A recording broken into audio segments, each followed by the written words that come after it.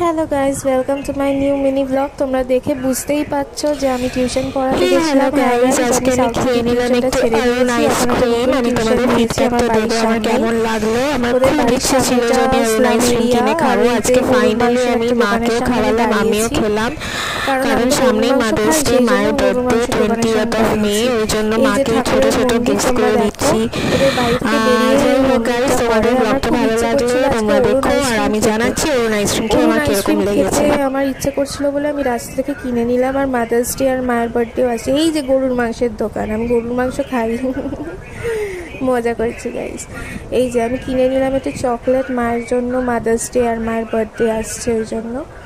আর কিনে নিলাম একটু অরুণ আইসক্রিম, খেয়ে দেখি কীরকম লাগে। ওয়াটারমেলন ফ্লেভারটা কিনেছি। আর ক্যাডবেরির মধ্যে পার্ক আর 5 স্টার কিনেছি। এই যে দেখো অরুণ আইসক্রিম, কত রকমের আইসক্রিম আর কত দামি এই আইসক্রিমগুলো। আমি তার মধ্যে চুজ করলাম ওয়াটারমেলনটা, ওটা আমি 3টে নিয়ে নিয়েছি। আশা করি খেতে ভালো লাগবে। খুব ইচ্ছে করছিল খেতে গরমে আইসক্রিম, তাই কিনে খেলাম। পয়সা ছিল আজকে, অন্যদিন থাকে না। এনিওয়েজ গাইজ, ব্লগটা ভালো লাগলে তোমরা অবশ্যই